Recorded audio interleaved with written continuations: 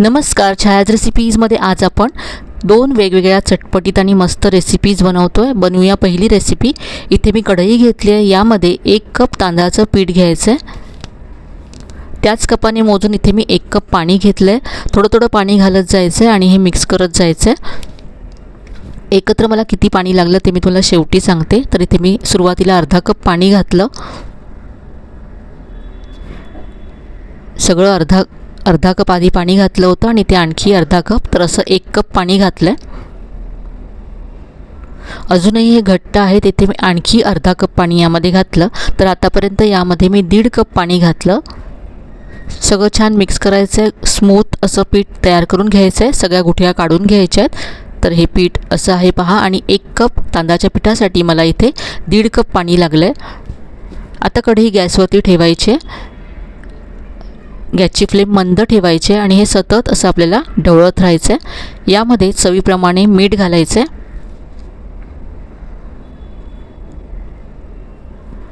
आता याचा गोळा होईपर्यंत आपल्याला हे शिजवून घ्यायचं आहे। तर इथे पाहू शकता याचा असा गोळा व्हायला लागला आणि हे पीठ असं कढई सोडायला लागलं आहे। गॅस बंद करायचा आहे आणि गॅस बंद केल्यानंतर यावरती झाकण ठेवायचं आणि असंच 5 मिनिटं हे ठेवून द्यायचं आहे। 5 मिनिटं झालेत। आता हे आपण काढून घेऊया आणि थोडंसं थंड करून घेऊया। हे पीठ आपल्याला मळायचं आहे, म्हणून हे कोमट करून घ्यायचं आहे।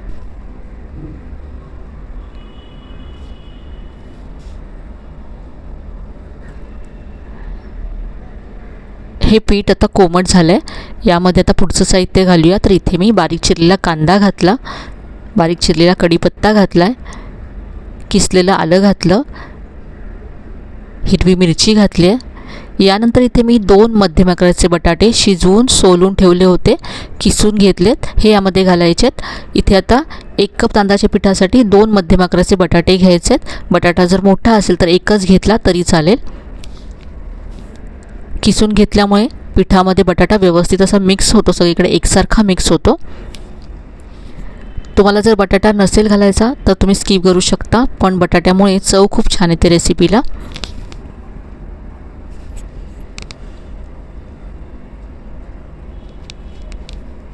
यानंतर इथे मी अर्धा चमचा जाडसर कुटून घेतलेली काळी मिरी घातली, अर्धा चमचा जिरं घातलं आहे। यानंतर यामध्ये अर्धा चमचा सांबर मसाला घालायचा आहे। सांबर मसाला नसेल तर तुम्ही याऐवजी इथे पाव चमचा हिंग घातला तरी चालेल।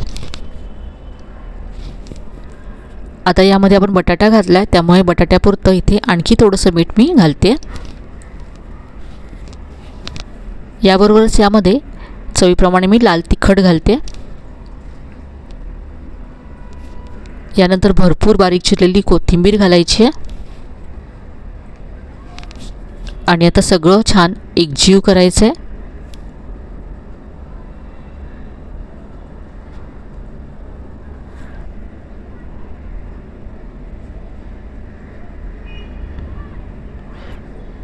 तर याचा असा गोळा मी करून घेतला आहे।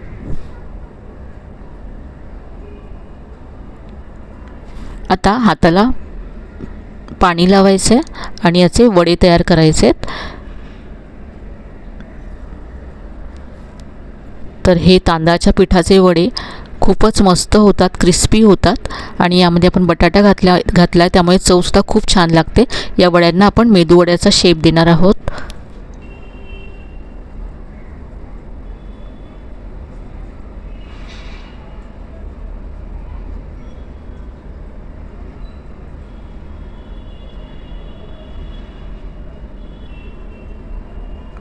तर अशा पद्धतीने इथे मी आणखी सुद्धा वडे तयार करून घेतलेत। आपण जे साहित्य घेतलं त्या प्रमाणामध्ये आपले 12 ते 13 वडे तयार होतात। इथे मी अर्धेच तयार करून घेतलेत। आता हे वडे आपण फ्राय करूया। तेल मध्यम असं गरम करून घेतलं आहे, यामध्ये वडे सोडायचे आहेत आणि थोडासा याचा फेस कमी झाल्यानंतर आपल्याला हे उलटून घ्यायचे आहेत।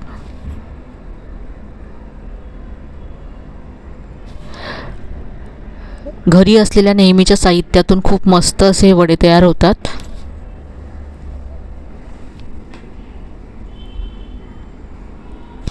गोल्डन ब्राउन होईपर्यंत क्रिस्पी होईपर्यंत हे वडे मी फ्राय करून घेतलेत. पाहू शकता किती मस्त रंग आला आहे.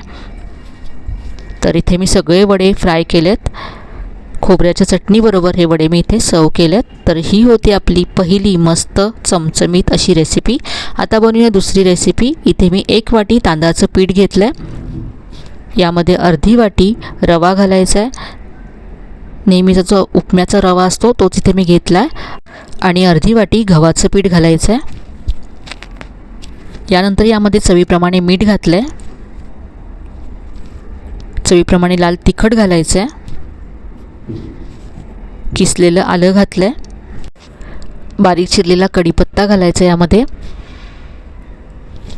यानंतर बारीक चिरलेली हिरवी मिरची घातली आहे. अर्धा चमचा जिरं घालायचं आहे. पाव चमचा हिंग घातला आहे. आणि यानंतर भरपूर बारीक चिरलेली कोथिंबीर घातली. आता हे सगळं मिक्स करायचं आहे.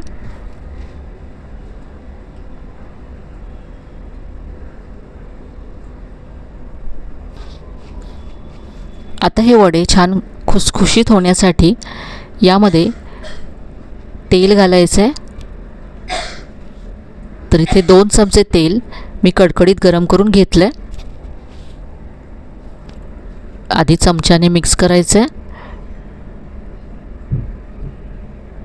आणि थोडंसं थंड झालं की हे तेल सगळ्या पिठाला असं हाताने चोळून घ्यायचं आहे.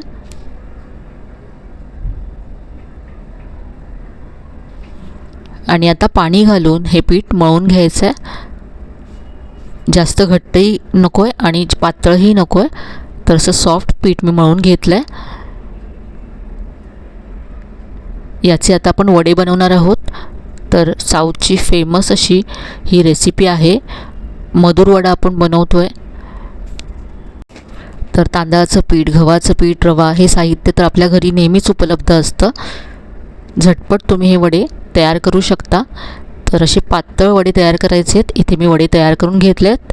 आता आपण हे फ्राय करूया.